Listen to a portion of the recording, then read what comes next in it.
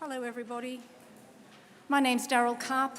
I'm the Director of the Museum of Australian Democracy, and it's a delight to welcome you to King's Hall and to those that are sitting in the House of Reps chamber. Just a reminder to keep COVID safe, keep your distance from the people who are not known to you.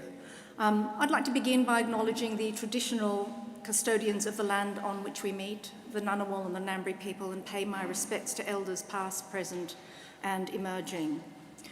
And to acknowledge on this Remembrance Day all of those who have lost their lives in conflict.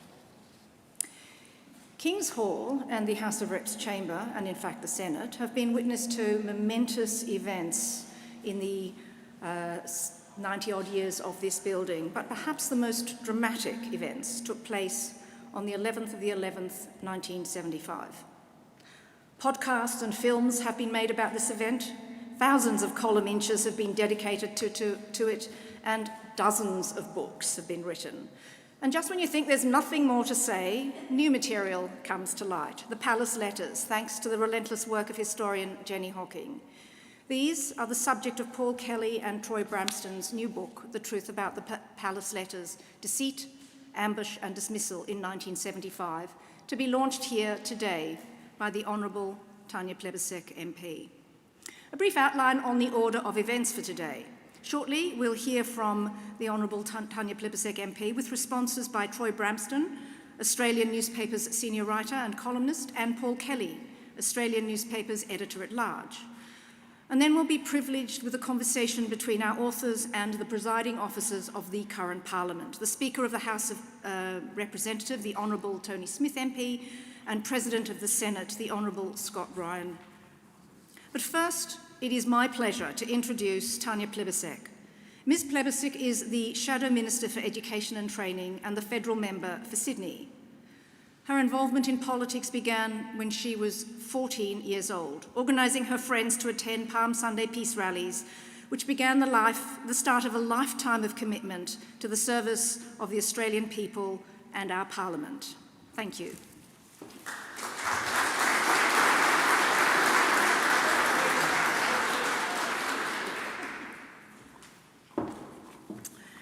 Well, thank you, Daryl, for that very kind introduction. And I also want to start by acknowledging the traditional owners of the land that we're meeting on today, the Ngunnawal and the Ngambri people, particularly this week, NAIDOC week, to acknowledge their continuing custodianship of our lands.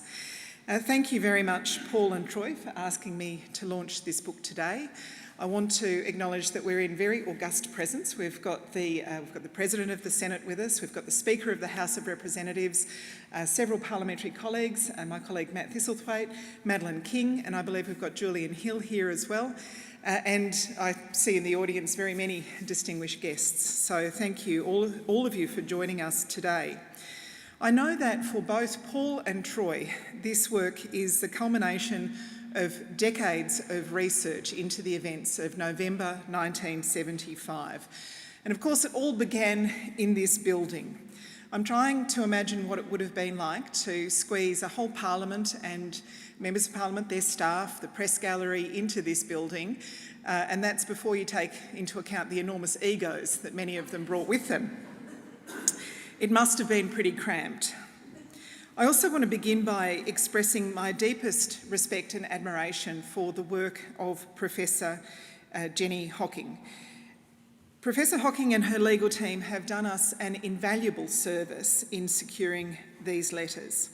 Without her persistence over decades, without her refusal to never take no for an answer, we wouldn't be able to have these discussions in these terms. Frankly, it should never have been so difficult. Our own National Archives should never have spent $1 million trying to prevent the release of many of these documents. I have no doubt that we will be debating the events of November 1975 for decades to come, perhaps for as long as Australian democracy lasts. It's now part of our national mythology. And of course, these debates will always involve an element of subjectivity. Kerr considered himself an expert in the reserve powers. But we're also dealing with conventions here.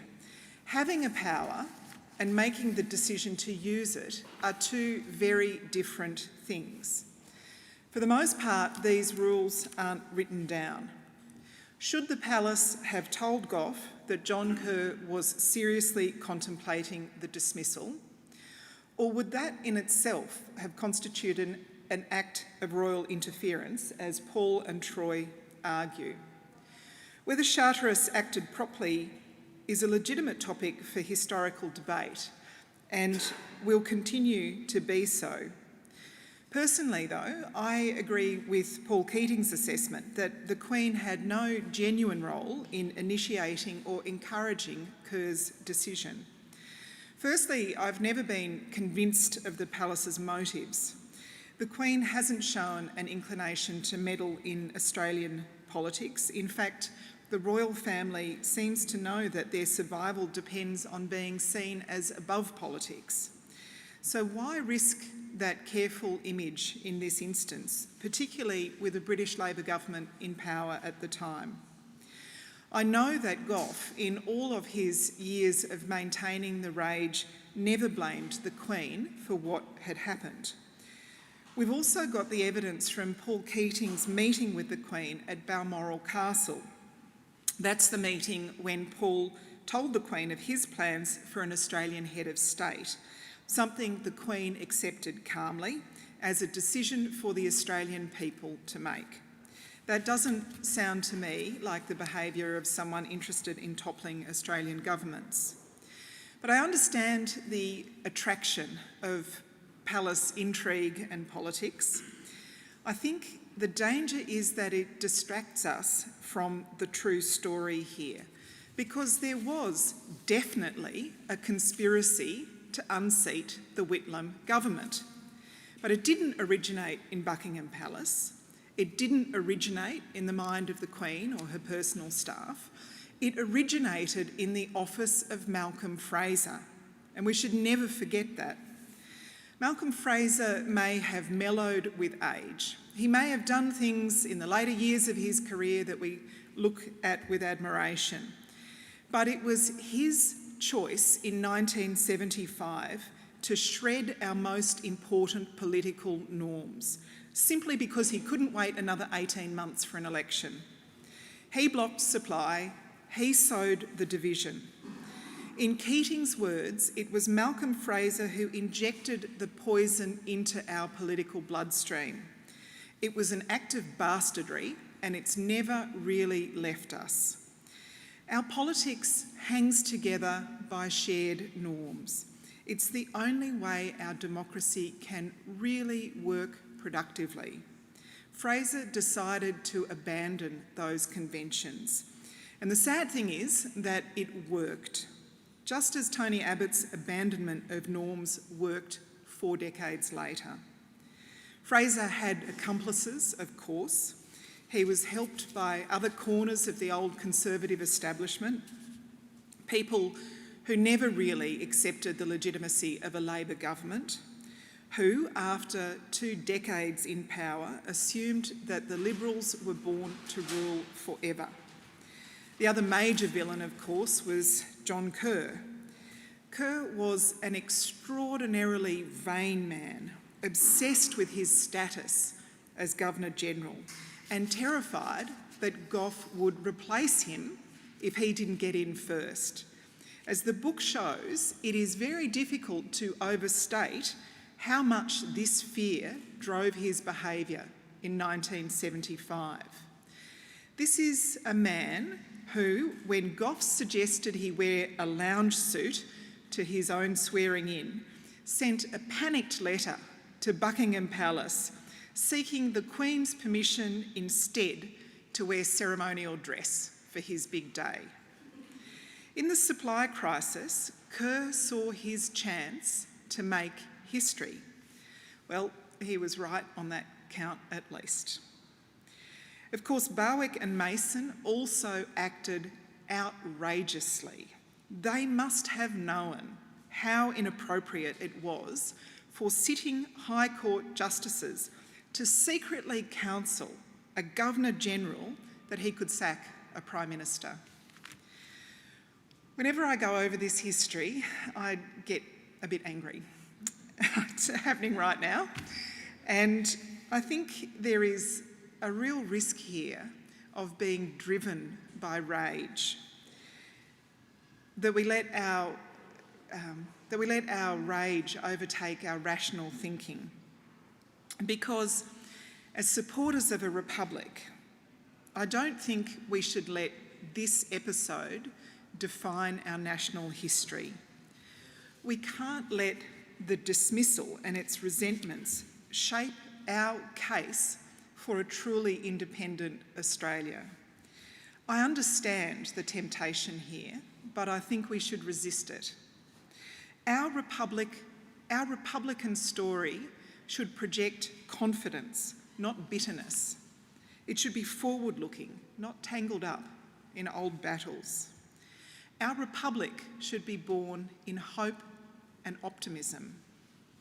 Hope for a mature and inclusive democracy, worthy of walking in the footsteps of the world's oldest and most successful continuous culture, 65,000 years of history. Our Republican story should offer a path to the healing of our oldest national wound. The fight for an Australian Republic cannot be separated from the fight for voice, treaty and truth-telling. And I think this week on NAIDOC Week, it's particularly important to acknowledge that. As Republicans, we should celebrate what's best about our country: mature, proud, egalitarian, multicultural. We should recognise the beauty and the fragility of our land, and we should accept our responsibility to conserve it for future generations. A confident Australia, secure in its skin, where everyone has a stake in our national success and everyone shares in that success. That's what we're fighting for, and that's what should drive our republicanism. Because one thing is very clear to me: any campaign that seeks to trash the Queen will fail. Even Republicans respect the Queen and will never accept her as a villain. In the end, we need to make the case for an Australian Republic, not against the British monarch. Thank you again, Paul and Troy, for this marvellous book and for inviting me to launch it today.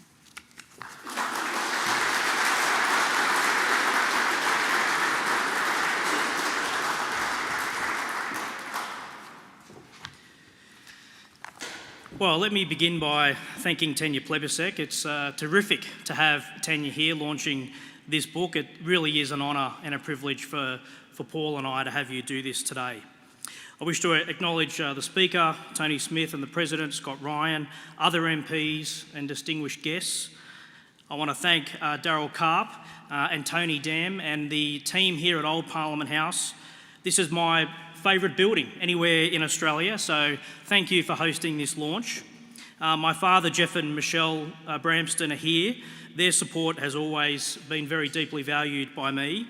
I want to also acknowledge some family and friends that are here: Bob and Anita Bramston, Don Collins and Sandra Palmer, Jack Archer, and Eleanor Douglas as well. And thank you to my beautiful wife, Nikki, and my two wonderful kids, Madison and Angus, who are also here, and they provided great support to Paul and I as we worked long into the hours over several months writing this book as fast as we could. My good mate John Deegan is also here, and I think we visited this place in 1994. We've spent hours talking about the dismissal over our lives, so thank you, John, for being here. And in 1994, as a teenager, I wrote a letter to Paul Kelly about the dismissal. It was about his first book on the dismissal, the first of 4 books now that he has written on the dismissal, 2 with me, and he generously replied. And it's incredible for me to think that we have now worked on this story together for almost a decade, with dozens of articles in the Australian newspaper and 2 books. I shall always be very grateful for our collaboration and friendship, Paul. And I want to thank Melbourne University Press who have published this book, and the publisher Nathan Hollier for their commitment to this book, and they've done such a magnificent job under very pressing deadlines to see it towards publication. Now, I was born 6 weeks after the dismissal in 1975, but it has become a magnificent obsession for me. I wrote a high school project on the dismissal in 1991. I read every book. I scrolled through newspaper articles on microfiche.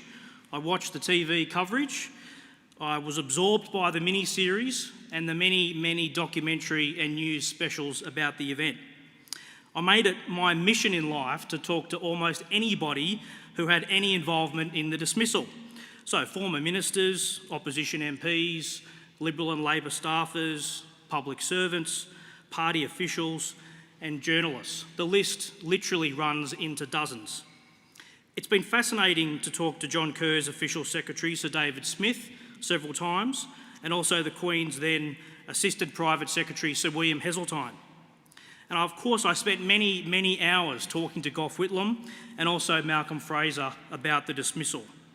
I even interviewed Jimmy Carter on the trail of any CIA link to the dismissal, and I spoke to Harold Wilson's staff in Number 10 to get their reaction of what they thought. And I've spent days over the past decade deep in archives here and overseas researching the dismissal.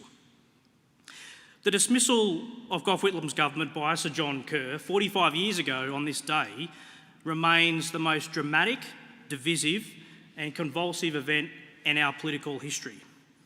It really never ceases to astonish or surprise from one generation to the next, with new interviews, archival discoveries and assessments and interpretations. But there are no heroes in this story. Gough Whitlam was martyred, but his mistakes and misjudgments are many. Fraser won, but he paid a price for his ruthlessness. Kerr made his mark in history, but he lived the rest of his life as a sad and lonely figure. The events of 1975 still matter because this was an unsatisfactory solution to the supply crisis. The recent release of correspondence between the Governor-General and Buckingham Palace inspired us to write this book. Now, Kerr acted in the Queen's name, but she would not have done what he did.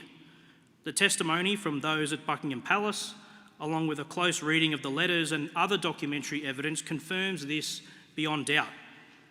The letters reveal Kerr to be clever, cunning, calculating, and he canvasses options to resolve the crisis, but he never reveals his detailed plan to the palace. The palace, in fact, urged Kerr to talk frankly to Whitlam. They hoped the crisis would be averted. They said the Queen had no role and the crisis had to be worked out in Australia. And the palace cautioned Kerr several times about using the reserve powers. This is all on the record in the letters. There was no royal green light, a view that has now been strongly endorsed by Paul Keating, Bill Hayden, Doug McClelland and Moss Cass, the 4 surviving ministers from the Whitlam government. In this book, we also reveal some other new documents for the first time that illuminate the tortured process towards Kerr's resignation. A letter from Prince Charles to Kerr congratulating him and praising him for the dismissal. And also the CIA brief given to Gerald Ford debunking, finally, if we needed it, any evidence of US involvement. Now, I love being in this building. I love it so much because it breathes history. You can feel the ghosts of politics past, and there's no better place to be than here on the anniversary of the dismissal. Imagine yourself behind me in the Senate chamber, where supply had been blocked for a month, and Labor MPs thought they had achieved a great victory on this day when the budget was passed. They didn't know the government had been dismissed. Or in front of me in the House of Representatives, where momentous debates took place and a no-confidence motion was passed in Malcolm Fraser, the new Prime Minister. Or right here in King's Hall, a hive of great activity where legendary journalists met with politicians to try and find out what was going on. And imagine the roar of the crowds outside where Gough Whitlam gave his great speech, and on the steps, where a young Paul Keating revved up the crowds with a loud hailer, and Bob Hawke urged against a national strike, or where Norman Gunston interviewed the politicians. Now, I spoke to Gary MacDonald a few days ago. Of course, he played Norman Gunston, and I asked him what Norman would make of the dismissal 45 years later. He said Norman would probably just think about how hard it was to get a decent glass of cordial in Canberra. The dismissal matters because it undermined our democracy and it compromised our political institutions. So it is each generation's responsibility to tell this story accurately, with evidence, and to interpret it correctly. And we must all make sure that it never happens again. Thank you all very much.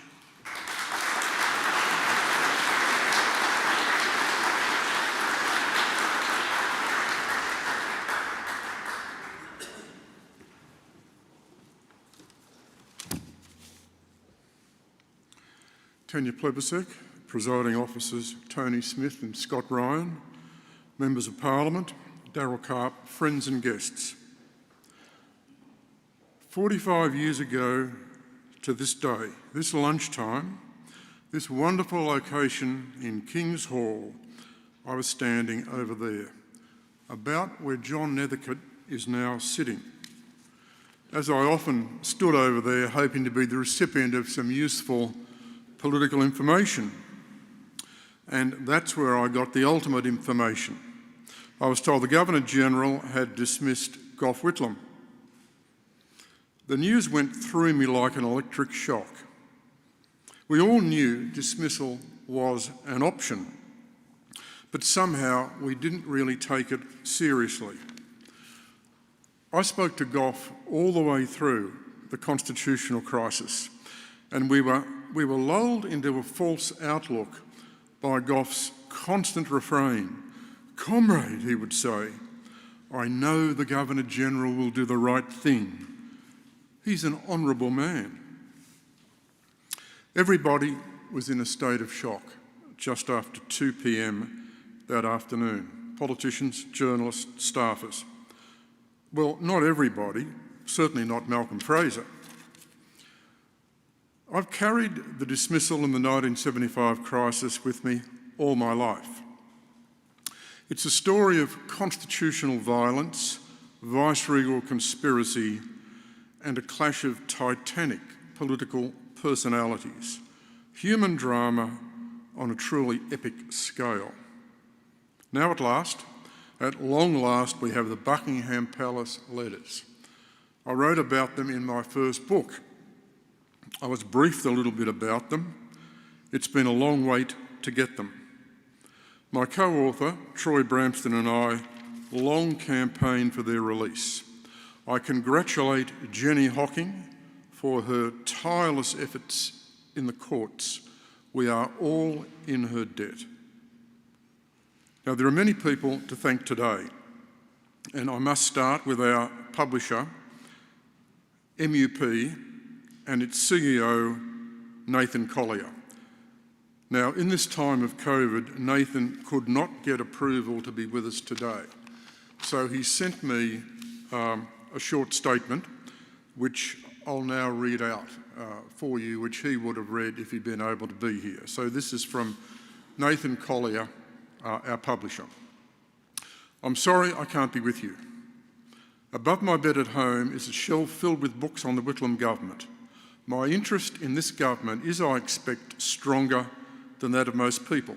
I wrote a PhD on it. Nonetheless, my fascination with this crucial period, which still stands as a major fault line in our history, is rightly shared by a great many Australians. The release of the so-called Palace letters in July was an exciting development for all of us. There was an expectation by some that the letters would reveal impropriety on behalf of the Queen of England, and it's fair to say this was a hopeful expectation.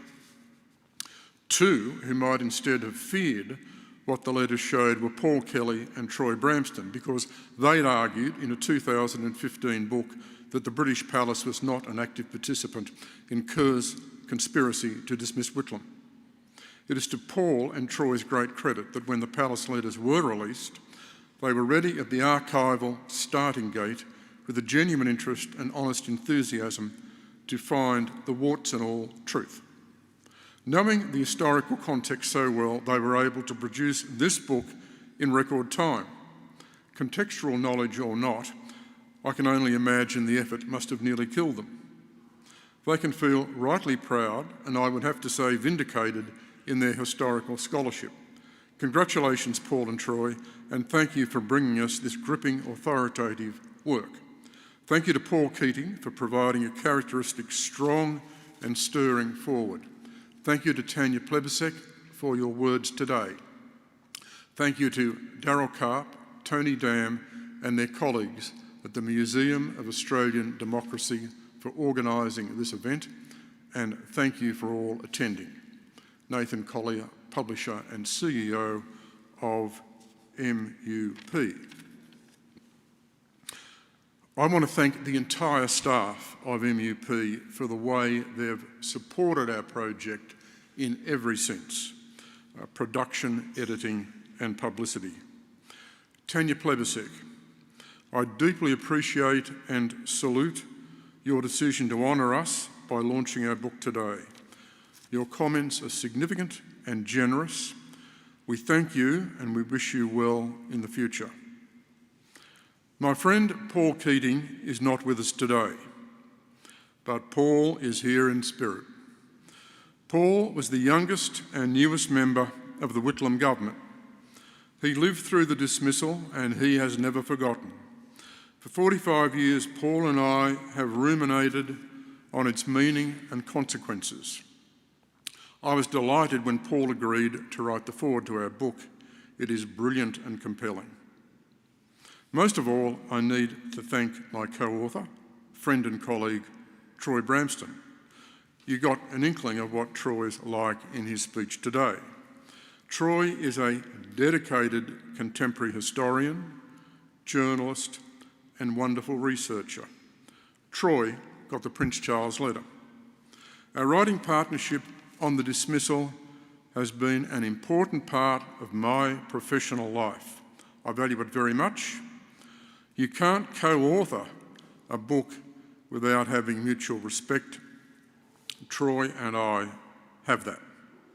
I want to thank the presiding officers, Tony Smith and Scott Ryan, for attending today and for the panel discussion that we're about to have. I thank Darryl Karp and Tony Dam at the Museum of Australian Democracy for hosting this event in this place. I spent 17 years of my life in this building. I love it. When I write my memoirs, I'll tell you even more about it. I thank my partner, Eleanor Douglas, who managed to escape from Perth to attend this event. And I thank my sons, Joe and Dan, of whom I'm so proud. In this book, Troy and I write as Republicans. Most people understand that, but I think we should say that again just to clarify everything. I'm not going to describe at length our conclusions in the book about the Palace letters, except to say we think the history, frankly, is pretty clear and unambiguous. The dismissal was Sir John Kerr's project, engineered and implemented by him. Clearly, an Australian-based conspiracy. The Palace had no role in his decision. The Governor-General for the rest of his life was obsessed about his actions on the 11th of November. And in 1977, as we outline in the book, both Malcolm Fraser and the Palace were relieved at Sir John Kerr's resignation. This is my 10th book. It's only my 4th book on the dismissal, but you know, it might be my last on that subject. Not my last book, I hasten to add. There are definitely more coming. I want to thank the entire audience for coming today. And for my friends in the audience, thank you so much for your friendship. Thank you.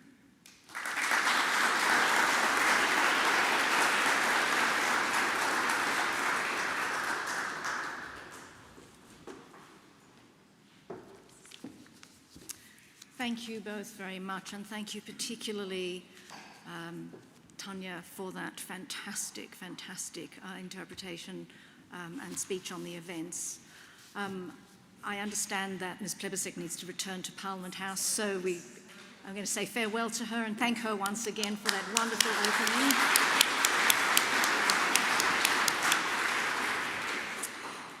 It's wonderful to hear such affection for the building and for the museum. And I just thought I'd give one little snippet of additional information, because this is a day where minutes mattered, and I just wanted to draw your attention to something that you may not know, which is that we've had the clock repaired in King's Hall. The clock was on one of 8 circuits, the last of the original circuits remaining, and it unfortunately died during COVID. I am delighted to say that it is now working again. We've managed to resurrect it, and we will hold our speakers today to the time on that clock. It's now my great pleasure to introduce people who, for this particular audience, need no particular introduction. The Speaker of the House of Representatives, the Honourable Tony Smith MP, and the President of the Senate, the Honourable Scott Ryan. Mr Smith was elected as the 30th Speaker of the House of Reps on the 10th of August 2015, and then re-elected in 2016 and 2019. And Senator Ryan was elected to the Senate to serve as its 25th President in November 2017. Thank you. I've got to say, I now hand over to the authors for a conversation between our four key people today, the presiding officers and the authors, and after that I'll come back and take some questions from the audience. Thank you very much, Darryl. We're delighted to have the presiding officers here, Tony Smith and Scott Ryan, along with myself and Troy. Of course, the dismissal wasn't just an exercise in viceregal power. It didn't just involve the Governor-General exercising the reserve powers. It was also very much a parliamentary event. It was the events in Parliament that triggered the dismissal, and it was the events in Parliament that closed the day on the 11th of November. So I'd like to kick things off by asking the Speaker of the House, Tony Smith, to reflect upon the actions of the Speaker, Gordon Scholes, that afternoon, when Gordon Scholes eventually wrote a letter to the Palace seeking to have Whitlam reinstated, and went out to Government House to see the Governor-General, but was very much delayed. Tony, you've had a chance to think about this. You've had a chance to put yourself in the position of Gordon Scholes. Tell us what your reflections are. Well, thanks, Paul and Troy, and thanks for a wonderful book. And I've got the huge advantage of having had time to think about it, whereas, of course, 45 years ago today, the dismissal hadn't quite happened, and things moved pretty rapidly in the House of Representatives. So I do want to start by very briefly saying it would have been a very challenging time for the Speaker, and from accounts I've had of people on both sides who were there, he chaired admirably, I'm told. But looking at the actions, I agree with your conclusions in the book that the Whitlam government was focused on the wrong House of Parliament at that time. It seems strange for a Speaker to say that, but once supply had been granted, the motion of no confidence in Fraser was of course passed, and the House requested this be conveyed to the Governor-General. The very blunt point I'd make is that it wasn't telling the Governor-General anything he didn't know. The Whitlam government had never lost a vote, and of course Fraser, as predicted, lost 5 votes in succession. The key point was the Governor-General had exercised his reserve powers, and none of the steps that were taken that are outlined in the book, I think could be de-linked. So that's the first point. The second point I'd make, having read the letter, is that clearly this was sent because he didn't get the audience with the Governor-General prior to the dissolution of Parliament. So I think we've got to look to the human side and assume it was written with a combination of shock and rage. What's covered very well in your book is the fact that the response was predictable, which was it had nothing to do with the Queen. The power resided with the Governor-General. Even leaving aside the irony of seeking the Queen's intervention, which you cover in the book, there's another practical element in the letter where he requests that the Queen take note of the resolution and recommission Mr Whitlam. Now, this is impossible at a procedural level because all the resolutions had evaporated. The House had been dissolved. There was no one to be recommissioned. So, but I think we have to look at all these events in the light of how fast things went, and I think you cover the fact that notwithstanding that, a lot of things could have gone very wrong 45 years ago today. Just moving on to Scott Ryan. Scott, all this originated in the Senate. And I know there was a very substantial debate within the Labor Party afterwards and in public life for some time about the Senate's power over money bills and the capacity of the Senate to force this election. And there was even a bit of a debate about whether or not the Senate actually had this constitutional power. So can I just ask you, from your vantage point today, how should we look today on the Senate's power over money bills? And do you think there are any circumstances in which we might see the Senate doing this again? Well, thanks, Paul, and congratulations on the book, and thanks for the invitation. This is much more pleasant than question time for both of us. It's important to note there are two issues here, and your book rightly focuses on the trove of information that became available, which was about Kerr. But the battlefield was here. It's remarkable how small the place is. And the Senate's power to block supply effectively, the fact that it was ever questioned shows a misunderstanding of Australian history. It was pages and pages and weeks of debates at the constitutional conventions. It was specifically debated around the Senate's power over financial issues. Evatt wrote about it in The King and the Dominion Governors in the 30s. Gough Whitlam actually had the Labor Party vote against the budget in 1970. State Labor parties had block supply at the state level. But what we need to remember is that unlike every other upper house in a parliamentary system, our Senate was always elected on the same franchise. It was specifically considered as a design feature that the Senate would have this power, that the Senate's assent was required on all financial measures. It couldn't amend, it could only ask the House to amend, but it still had the right of veto. That was never in question, and the idea that that Tony just mentioned, that the Labor Party were focused on the wrong place, I think is actually quite apt, because there's a whole range of procedural issues that were missed that could have saved, in my view, could have prevented Kerr's actions delivering what he desired, which was a new government and an election. I don't think there's any prospect of the Senate's power being changed. I don't think that realistically I can foresee a circumstance where I could see it being used, but I think the last decade of politics has taught us all that we don't necessarily foresee all circumstances. So I wouldn't rule it out.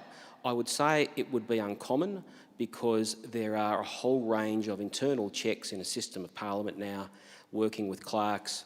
I don't think we will probably encounter two leaders like Gough and Malcolm, who were so...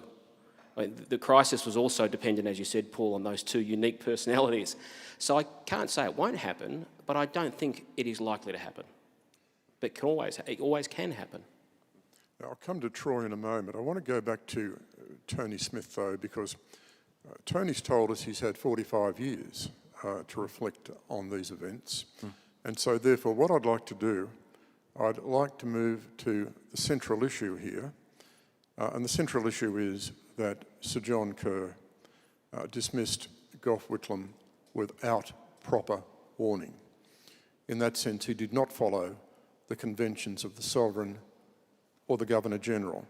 I'm wondering, Tony, whether you've got any view at this stage on the way Sir John Kerr conducted himself in the sense that he engaged in dismissal without genuine warning.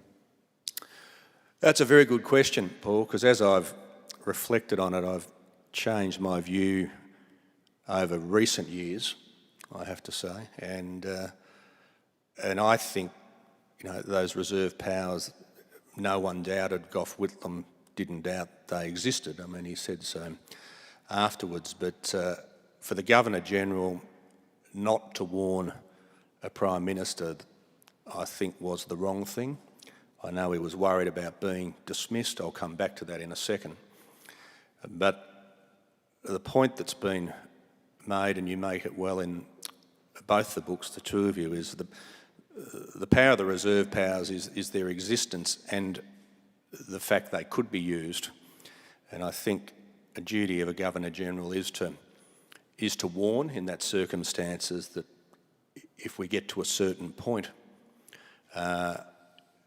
this is going to have to be resolved. And frankly, if we haven't got someone who can get supply and advise an election, we might have to get somebody else.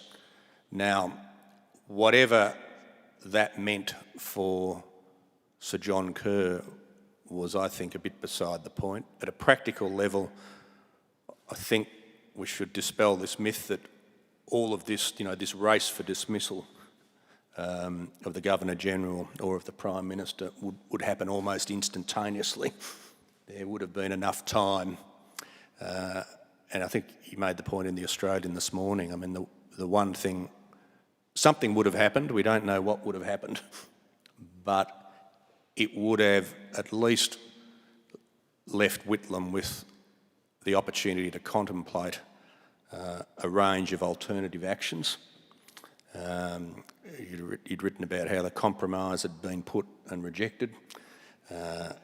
You quite rightly write about how it was impossible for the Governor-General to issue writs for a half-Senate election without supply.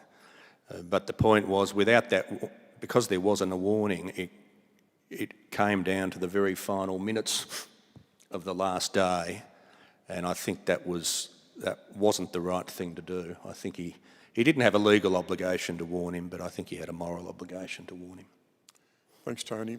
I'd like to ask Troy about one of the central issues we address in the book, and this is Sir John Kerr's obsession that Whitlam might approach the palace to sack him, what is called recall, Kerr's fear of recall.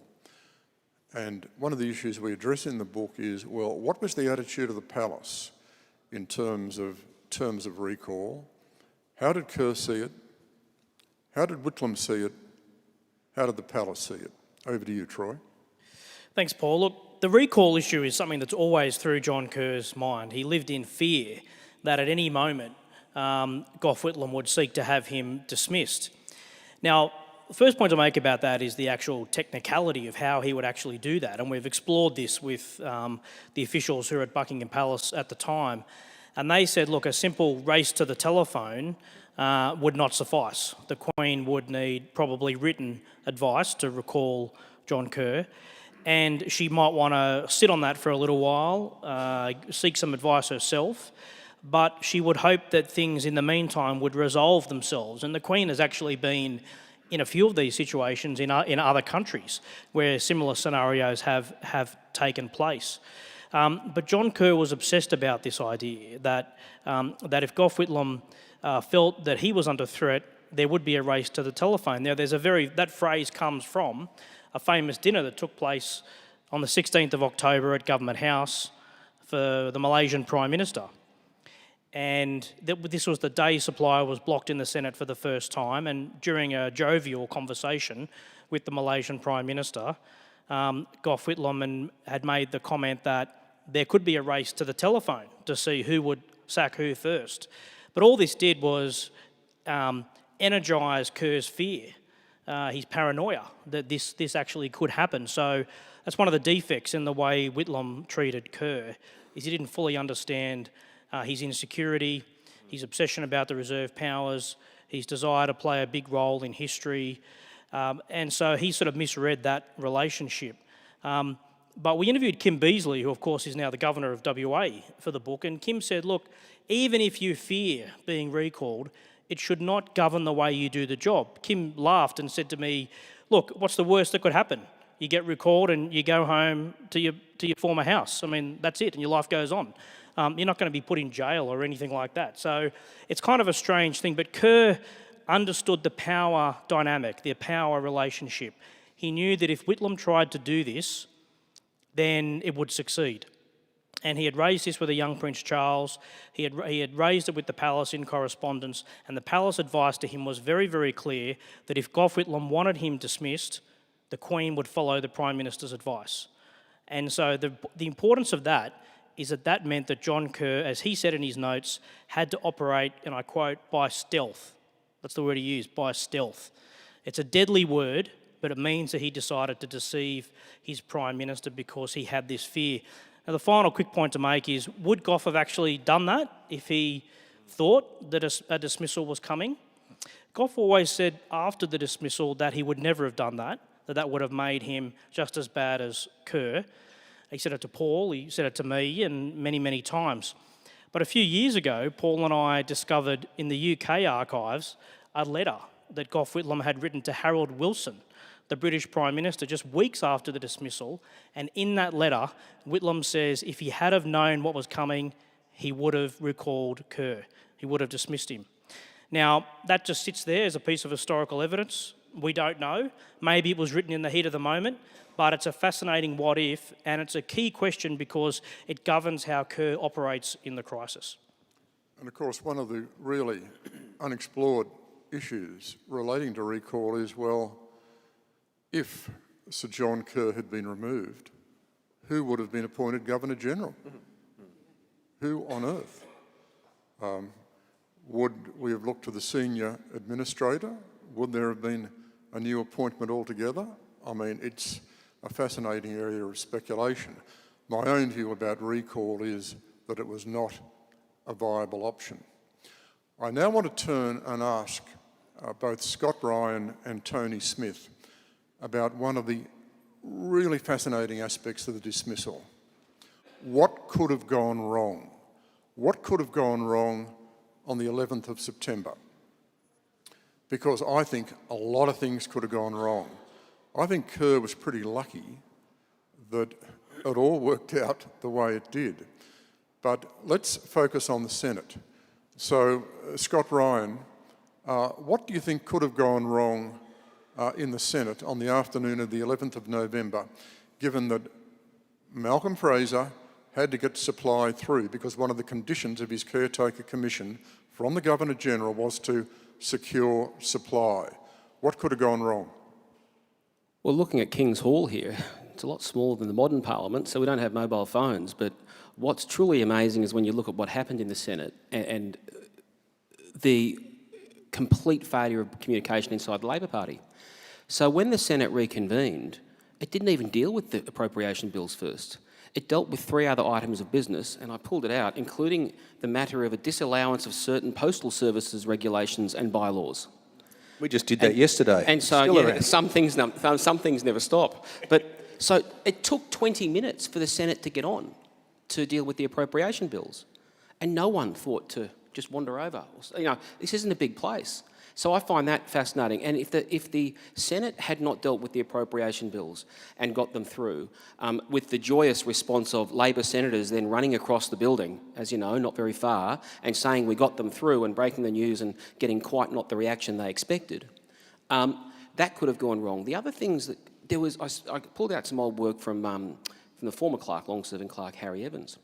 There was virtually no procedural advice sought by the opposition or the government from the Senate clerk about what would happen here. For example, the bills were in the Senate because they were being deferred from consideration. They weren't rejected, they were being deferred. If the House had attempted to pass some sort of resolution to bring them back and take possession of them again, that's never happened. Legally, it's never been tested. Can the House rescind a bill it's passed while it's sitting in the Senate for consideration? If that had happened, could that have meant that the Senate was passing a bill that had a legally dubious status? That wasn't tried.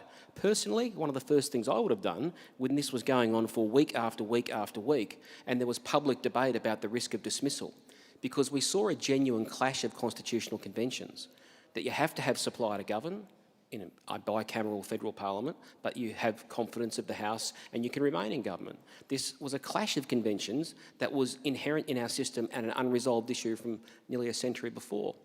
So there'd been no consideration. The opposition didn't really consider that either. And so those two things alone put at risk the conditions upon which Fraser had accepted the commission. And as I think your book outlines, it was so much now about what Kerr did, and as the Speaker said, as Tony said, you know, the Badgett advised counsel and warn test that he failed, he was actually protected from, because if Whitlam had advised the Crown to recall him, that delay of advised counsel and recall would then be of benefit to Kerr, and he didn't understand that.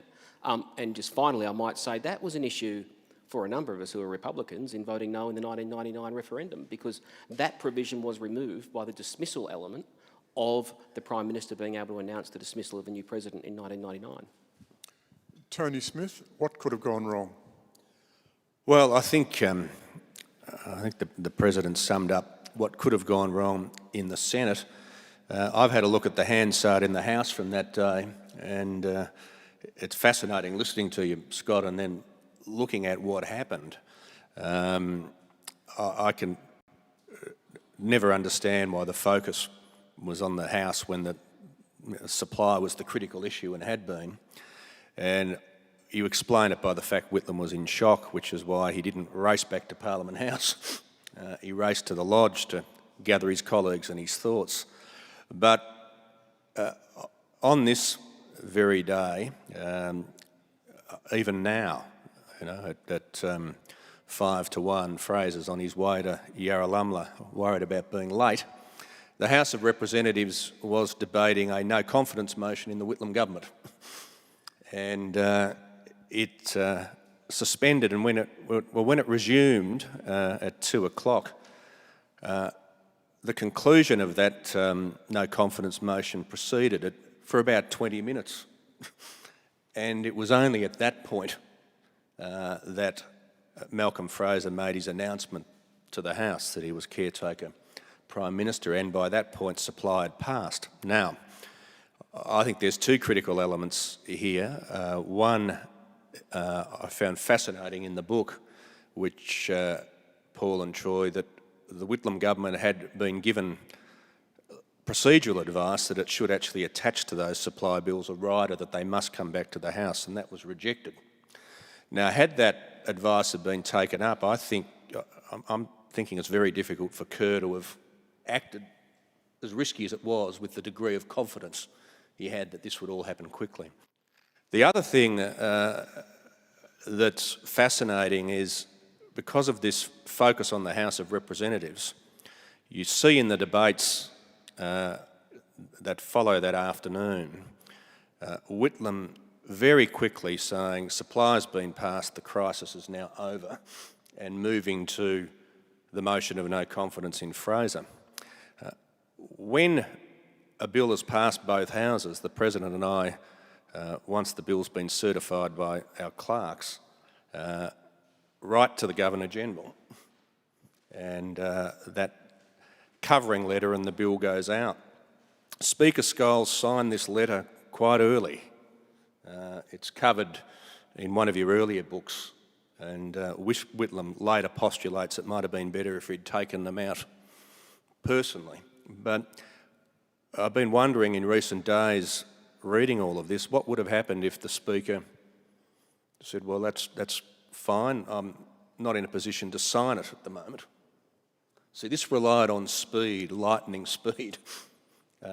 Without supply, there couldn't be a dissolution. And it's not uncommon for the President and I to sign things a day or two later, but this had to be resolved. And the fact that that was signed, certainly following the convention, but signed that quickly, I'm even thinking, Mr. President, that's faster than we would now, if we're in the chair, sign that. I don't actually sign the appropriates bills because they must originate in the House. That's right, so it has to be you. Yeah, that's right. That's absolutely right. And there's no doubt, I wondered whether, in fact, given the nature of the crisis, there was some other mechanism that got them to Yarralumla. But, you know, the irony is that covering letter that we signed was signed. The bills were sent out there by messenger. And, of course, once they were there, Fraser was in a position to advise an election and the House could be dissolved. Tony, I'd like to take up one point you raised and a question to Troy here. You were talking about the issue that Troy and I uncovered in the AG's and PM&C files before supply was blocked. There were recommendations coming from the public service that there be a provision attached to the appropriation bills that after they passed the Senate, they had to go back to the reps and pass the reps again. Troy, what's your assessment of that? How important and significant, potentially significant, was that, and what's your appreciation about that point? The central issue in the crisis was about supply, and whoever passed supply would essentially win the contest. And so that was a key, the most important condition in Malcolm Fraser's caretaker commission, that he had to secure the passage of supply. And he did that with Labor support because obviously they didn't know that the government had been dismissed. So what this shows is that there's a number of elements in this crisis where Gough Whitlam, in many ways, is one of the great figures of Australian politics and did so many terrific things that we take for granted today across the board, but he hopelessly managed this crisis. I mean, the blunders and mistakes are just incredible in hindsight. One of them is ignoring the public service advice to make sure that if supply is passed in the Senate, the bills come back to the House and for a further approval. And then, of course, if they don't give that further approval, then Malcolm Fraser hasn't followed the terms of his commission. He would have to surely return his commission and Gough Whitlam would be Prime Minister again. There's a number of other things. As the President talked about, the strategies on the day in the Senate chamber. You know, I spoke to Doug McClelland a couple of days ago, who was the manager of government business. He's still shocked and surprised by what happened. And when they finally got the bills passed, he said that he told his advisor, Bill Rigby, who was a former New South Wales Labor MP, to get on the phone to Gough and tell him we've had a great victory. But of course, Gough had known he'd been dismissed more than an hour before. And Gough went back, of course, to the Lodge and had a stake, didn't tell any of the senators, didn't tell most of the cabinet. And so they were just dumbfounded about all these opportunities on the day, tactics in the House, tactics in the Senate. But even going back further, I sat down with John Mant, who was Gough's Chief of Staff in 1975, and I said, so John, tell me about the strategy planning, the discussions in the office, the contingencies, the running through scenarios as to how the crisis might be resolved, and tell me about those discussions. He said, Troy, we didn't have any of those discussions. There were none. We just left it all up to Gough because we thought that he knew what he was doing and he said everything was under control. And I'll just leave you with two final quick points, is that how different Prime Ministers might have managed this situation, because I do believe the dismissal was a risky enterprise and things could have unravelled in the afternoon. Of course, Paul Keating had said that, had told colleagues on the day here in the building that John Kerr should have been put under immediate house arrest and that and Gough should never have accepted his dismissal. Margaret Whitlam was in Sydney and Gough rang her from the Lodge and told her, matter-of-factly, what had happened. And Margaret's advice to him was, why didn't you slap him across the face, tear up the letter and tell him to pull himself together? So the point is that Gough went meekly to his political death. And it's hard to imagine other Prime Ministers acting in the same way. So, but all the luck ran with Kerr and ran with Fraser that afternoon. Just one final observation before I ask Darryl Karp to come back and take a Q&A. So I'm giving the audience a brief period of time to think up a couple of pretty lethal questions. Isn't it extraordinary that we knew from the start of the crisis, with the Bob Ellicott opinion, that dismissal was at the heart of the opposition strategy, the absolute heart of the opposition strategy. And yet all through the 4 weeks period, the Labor government never devised an action plan scenario if dismissal occurred, looking at how they would combat such an event. They never did it. And the reason they didn't, as Troy said, was Gough ran the whole operation, and Gough's fixation the entire time was everything's okay, Kerr's on side, Kerr's our man, you don't need to worry. And of course, Labor did need to worry. Darryl, would you like to come back up and monitor the questions from the audience? Thank you very much, everyone, for that fantastic start to the conversation. We've now got the opportunity for a few questions from the audience. We've got 2 mics on the side. Given that this is a period of COVID safety, we ask that you come up to the side to one of the microphones, keeping your distance to ask your question. And I can see a hand over there. Did you want to go to the microphone to the left?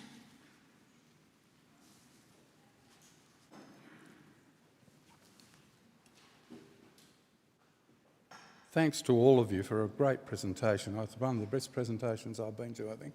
Thank you very much. My question is, I've done a bit of reading, obviously not quite as much as you lot have, but there's no mention of defence involvement in this. With the government dismissed, I'd like a view from at least 2 of you, and I'll leave it to you, pick your own. Was there a possibility of a coup in Australia without a government? Well, constitutionally, the Governor-General is the Commander-in-Chief, and that a friend of mine once served in defence and said they actually take that very seriously, but the Governor-General is bound to act upon advice. I mean, I've heard about the language of constitutional coup and all this. This was an unresolved issue from 80 years ago to incredibly driving personalities in an incredibly period of social change, or at the conclusion of it. It was always bound to happen, and it was resolved, in my view. I know others will have a different view, but in the end it was resolved via an election. Whether or not it should have been one right then or not, I appreciate the actions around Kerr. I think he is quite open to criticism around that, but I don't think there was any risk of that. We had a situation of 2 chambers of parliament having an almighty constitutional brawl, and it was resolved 5.5 weeks later, or 5 weeks later, by an election. I thought Paul might have a perspective on Sir Arthur Tang, the head of the Defence Department, and your discussions with him about the dismissal. Well, I think at the top of the public service there was divided opinion, but a lot of very senior public servants were totally outraged by what had happened. I spoke to Sir Arthur Tang on a number of occasions afterwards about, in particular, the alleged role, or more accurately, non-role of the CIA in the dismissal. This is one of the great myths and one of the extraordinary legends of Australian political history. I've been researching this ever since the dismissal. It was in early 1976 that I read the infamous CIA cable sent to Australia, dated the 10th of November 1975, warning about the damage to the United States installations in Australia. And there's no doubt that there was a parallel crisis in security relations between Australia and America at the same time as the constitutional crisis.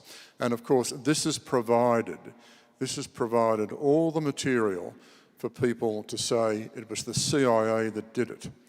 Well, the most senior people in Australia's defence structure knew the CIA didn't do it, and that includes the late and great Arthur Tang. Tony? Yeah, just very briefly, I agree with both Scott and Paul.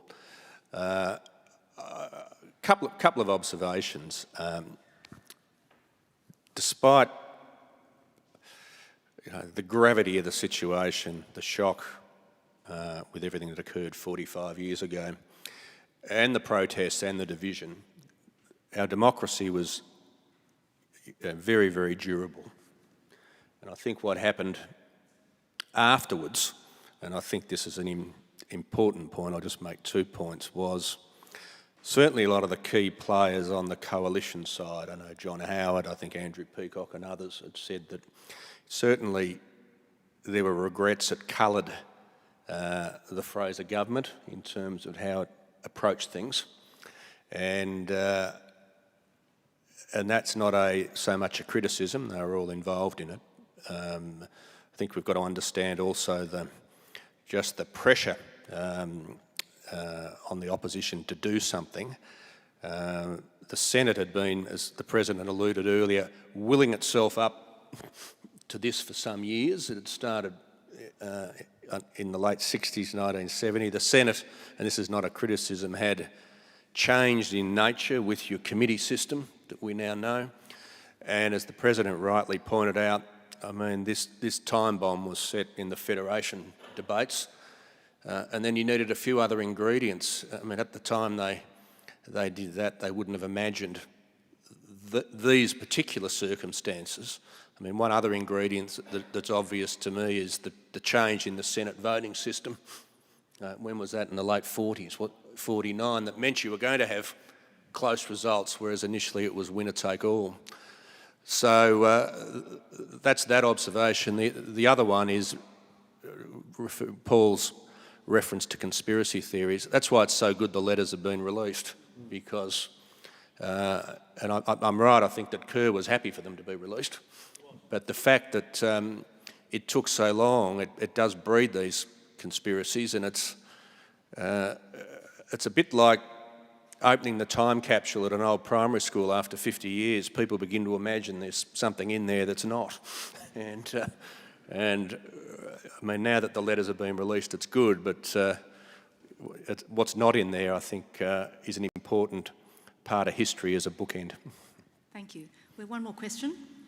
Thank you. The Republic's been in the room today, and I'd be interested in reflections on the dismissal and the discussion about the Republic. Does it set tests for what we would need to create a successful Republic? Does it provide guidance to the nation for what a Republic should look like? Just interested in connecting those two things together. Who would like to take that? I'll kick it off by saying if the Republic's connected to a debate about 75, the referendum's going to have serious trouble. You just don't want referenda tied to two hugely contentious issues, firstly. Just like you don't, as Tanya said earlier, you're not going to tie it to the existing sovereign and Queen Elizabeth.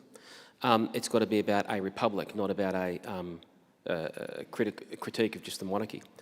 I was a Republican. I voted no. Tony, I think, was a yes voting Republican. We've known each other for a while. My criticism of the model put forward is that I think it removed the prospect of this happening again, and I think the Senate should have the power to actually force a government to a poll. It should go to a poll itself, and that could be attended to through a slight tweak. But because under the model put forward in 1999, the Prime Minister could announce the removal of a president, you didn't have that potential for delay that Troy outlined, where the sovereign could actually use her power to seek advice to counsel and to warn, as she probably would have done in this circumstance, I would imagine. Yeah, it's a good point. Which would then prevent a greater centralisation of power in the hands of the majority leader of the House of Reps in a country with extraordinary party discipline. So that, I think, as well as it was an unforeseen consequence of trying to resolve the tension between a separate centre of power, either elected or appointed by a two-thirds majority the PM couldn't remove, or giving more power to the government of the day. So I think this remains a live issue because it is almost impossible to strip the Senate of its power to block supply and to not strip it of its power over so much legislation. Yeah. If you want a second chamber, as I do, that's not like the Canadian Senate that's appointed or the House of Lords that's appointed that basically don't block legislation, then taking away its financial power denudes it of so much authority over everything else. Sounds like a fantastic title for another conversation that we can have over here if the four of you are willing to join us again. That brings to an end our Q&A, and we at MOAD have some wonderful resources on this subject. We've got In Their Footsteps tours, online resources, and today we're launching a new digital learning program, Gough, Whitlam, PM, dismissed 1975. So we're really, really excited to be able to host events such as this to add to the rich offering that MOAD has for visitors interested in democracy. And of course, in 2 weeks' time, we celebrate the year that was through the launch of Behind the Lines, the best of political cartoons. So mark your calendar and reflect on what really was a dog's breakfast of a year. And in case you're wondering, that's the title of the exhibition. Can you join me in thanking our participants today?